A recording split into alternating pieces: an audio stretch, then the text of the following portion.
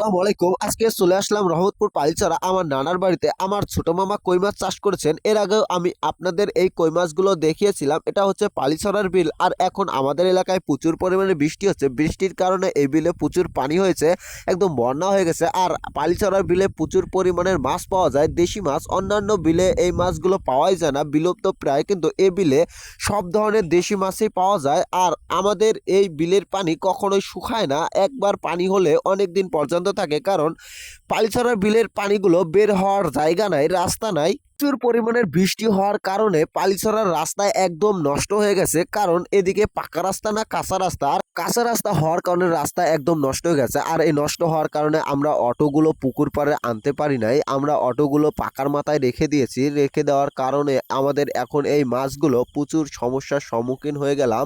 কারণ এই মাছগুলো এখন নৌকা করে সেই অটোর ওখানে নিয়ে যাইতে হবে। আসলে এভাবে মাছ মারা খুবই রিস্ক, মাছের সমস্যা হইতে পারে। তারপরেও আমরা এখন মাছ বিক্রি করতেই হবে, কারণ আমাদের মাছগুলো 10টার নিচে চলে আসছে। এগুলা অরিজিনাল ভিয়েতনাম কই মাছ। তো এই পুকুরে পুরো পুকুর জাল টানার মতো কোনো কথাই ছিল না, কারণ আমরা জানি এই পুকুরে প্রচুর পরিমাণের মাছ আছে। তারপরেও আমরা পুরো পুকুর জাল টানলাম, কারণ মাছগুলো উল্টে দেওয়া হলো। কালকে আর মাছগুলো অত হালকা থাকবে না। আর সবচেয়ে বড় কথা হচ্ছে এই পুকুরে প্রচুর পরিমাণে পানি, একদম 6 থেকে 7 ফিট পানি। আর 7 ফিট পানির হওয়ার কারণে আমরা জানি কই মাছ সর্বোচ্চ চালাক মাছ। কই, মাগুর, শিং এই মাছগুলো সহজে বেড়জালে উঠতে চায় না। এবং এই পুকুরটাও সমান না, একদম উঁচুদোপা। এ কারণে আমরা পুরো পুকুরটাই খেয়াও দিলাম। খেয়াও দেওয়ার ফলে দেখতে পেলাম অনেক মাছ উঠেছে। আমাদের আসলে যে পরিমাণে মাছ উঠেছে অতগুলো গাড়ি আমরা ডাকি নাই, আমরা মাছ ছেড়ে দেব।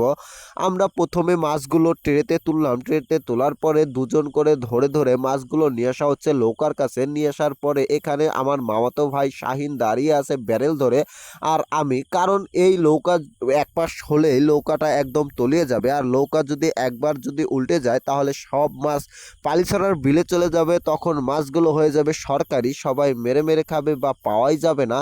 আসলে এই মাছগুলো খুবই চালাক মাছ এবং অরিজিনাল ভিয়েতনাম কই মাছ। আর ভিয়েতনাম কই মাছের প্রচুর চাহিদা বাজারে, কারণ এই মাছগুলো দেশি কই মাছের মতো দেখতে হয়। আর দেশি কই মাছের মতো হওয়াতে মানুষ খুবই পছন্দ করে, কালারটা অনেক সুন্দর হয়।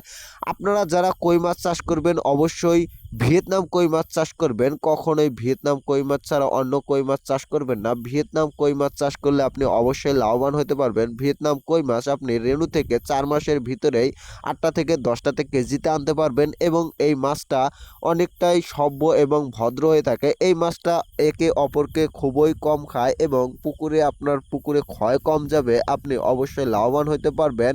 ভিয়েতনাম কই মাছ প্রচুর পরিমাণের বৃদ্ধি পায়। এই মাছগুলো অল্প দিনেই বিক্রি করা সম্ভব। এবং ভিয়েতনাম কই মাছ চেনার নিয়ম হচ্ছে আপনার মাছের দুই কান্তাতে 2টি ফোঁটা হবে এবং দুই পিছায় 2টি ফোঁটা হবে। এগুলো দেখলেই আপনি বুঝতে পারবেন এই মাছটা অরিজিনাল ভিয়েতনাম কই মাছ। আপনাকে অবশ্যই হ্যাচারিওয়ালা থাই কই এবং ভিয়েতনাম কই এই দুটি মিশ্র করেও দিতে পারে। তখন আপনি চিনবেন কেমন করে? তখন আপনি অবশ্যই জানতে হবে কিভাবে। ভিয়েতনাম কই মাছ দেখলেই বোঝা যায়। ভিয়েতনাম কই মাছ একদম ছোট থাকাতেই লেজ গজানোর সঙ্গে সঙ্গেই আপনি দেখে বুঝতে পারবেন এটা ভিয়েতনাম কই মাছ না অন্য কোনো কই মাছ।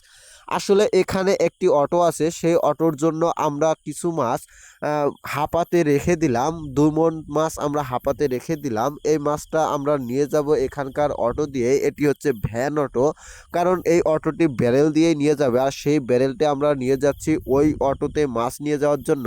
এরপরে ওই অটো থেকে মাছ দিয়ে আসার পরে এখানে নিয়ে আসা হবে সেই ব্যারেল। সেই ব্যারেলে করে আবার নিয়ে যাবে মাছগুলো। আমরা এরপরে নৌকায় করে সেই অটোর কাছে যাচ্ছি। এখন আমরা মাছ ওখানে নিয়ে গেছে আমাদের মাছগুলো, আমরা পরে যাচ্ছি আমি আর নানা। এখানে আমরা চলে আসলাম এখন সটিবাড়ি আড়তে। সটিবাড়ি আড়তে যাওয়ার রাস্তায় এটা হচ্ছে পাগলার বাজার। পাগলার বাজার হয়ে আমরা সটিবাড়ি যাচ্ছি। সটিবাড়ি আড়তটা অনেক বড় আড়ত, একদম অনেক দূর দূর থেকে ব্যাপারী আসে। আমরা চলে আসলাম সটিবাড়ি আড়তে মাছ নিয়ে।